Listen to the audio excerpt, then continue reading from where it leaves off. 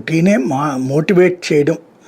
ఇంకోటి ఏంటంటే ఇప్పుడు ఈ యాప్ ఇవన్నిటిలో అప్లోడ్ చేస్తున్నారు కాబట్టి ఇప్పుడు ఓ రకంగా చెప్పాలంటే లాయర్లకి పార్టీని అనుసంధానం చేశారు, పార్టీ కార్యకర్తల్ని.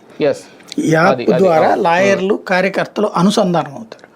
ఇప్పుడు ఏలూరులోనో లాయర్లు ఉన్నారు అందులో, అట్లాగే ఆ ఏలూరు జిల్లాలో కార్యకర్తలు ఏదో ఫేస్ చేసి ఉంటారు. ఈ కార్యకర్త ఆ లాయర్ దగ్గరకు వచ్చి చెప్పడానికి ఇప్పుడు ఎవరిని అడగాలి?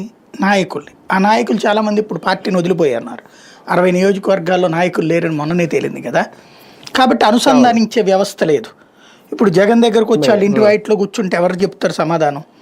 కాబట్టి ఇప్పుడు ఈ యాప్ ద్వారా అనుసంధానం ఏంటంటే ఏలూరు జిల్లాలో ఉన్న లాయర్లు, వైసీపీ అనుకూల లాయర్లు లేదా వైసీపీ లీగల్ సెల్ లాయర్లు ఏలూరు జిల్లాలో జరిగినటువంటి కేసెస్ని వాళ్ళు ఫాలోఅప్ చేస్తారు. విట్నెస్లు కూడా అక్కడ అప్లోడ్ చేయమన్నారు కదా, దాన్ని బేస్ చేసుకుని వాళ్ళు మాట్లాడుకుని మేబీ అక్కడ లీగల్ సెల్ హెడ్ ఉంటారు కదా, రామారావు గారు మీరు ఈ కేసు చూడండి, సుబ్రహ్మణ్యం గారు మీరు ఈ కేసు చూడండి, ఇట్లాగా ఎక్స్ప్లెయిన్ చేస్తారు.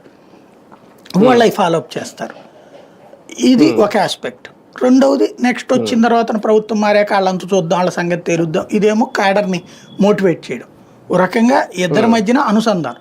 అయితే ఈ లాయర్లు కమిటెడ్గా వాళ్ళ దగ్గర ఏ డబ్బులు తీసుకోకుండా పనిచేస్తే వీళ్ళని ఆ కార్యకర్త